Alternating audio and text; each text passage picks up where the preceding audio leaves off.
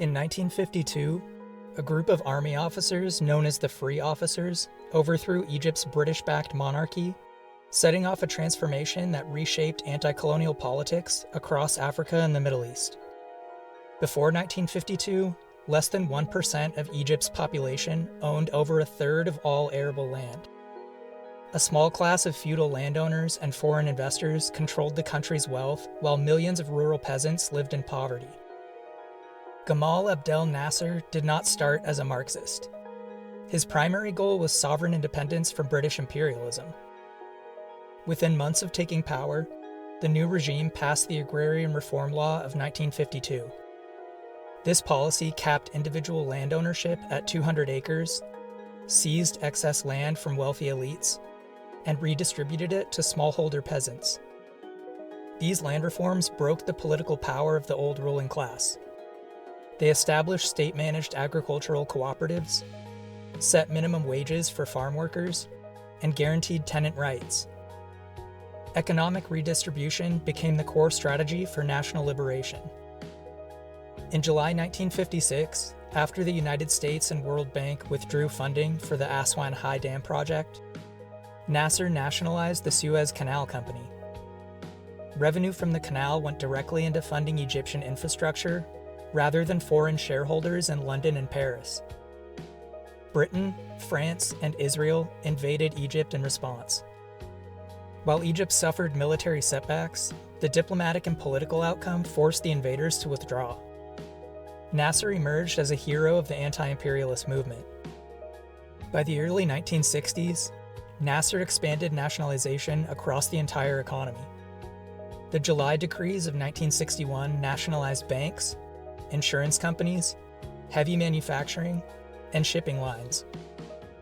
The state took direct control of foreign trade and launched 5-year economic plans aimed at rapid industrialization.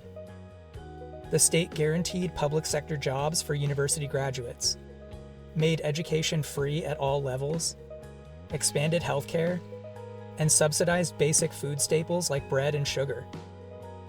Nasser formalized his ideological framework in the 1962 National Charter, defining Arab Socialism. This theory is different from Soviet Marxism-Leninism in 3 major ways. Number 1, rejection of class struggle. Arab Socialism sought to reconcile class divisions under state guidance rather than waging a dictatorship of the proletariat. 2, preservation of private property. Small property, retail, and agricultural plots remained in private hands, operating alongside a dominant public sector.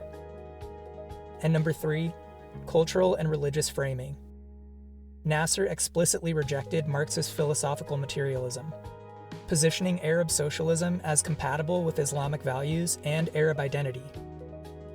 On the international stage, Nasser co-founded the Non-Aligned movement alongside leaders like Jawaharlal Nehru of India and Josip Tito of Yugoslavia, positioning Arab socialism as an alternative path for newly independent nations avoiding Western capitalism and Soviet control. The implementation of Arab socialism faced critical limitations. Socialists and political theorists debate whether Nasser created genuine socialism or a form of state capitalism.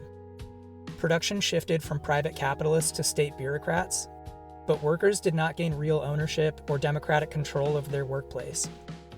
Independent labor unions were outlawed and absorbed into state-run organizations. Politically, Nasser suppressed opposition across the spectrum. He banned all political parties, establishing a single-party state under the Arab Socialist Union. Independent Marxist organizations and the Egyptian Communist Party were outlawed, and many communists were imprisoned, even while the state accepted economic and military support from the Soviet Union. Nasser's model showed that anti-colonial revolutions in the mid-20th century could break free from Western capital through state-led development. His policies inspired similar state socialist models across the Middle East and Africa, influencing Algeria's FLN, Baathism in Syria and Iraq, and anti-imperialist leaders like Thomas Sankara.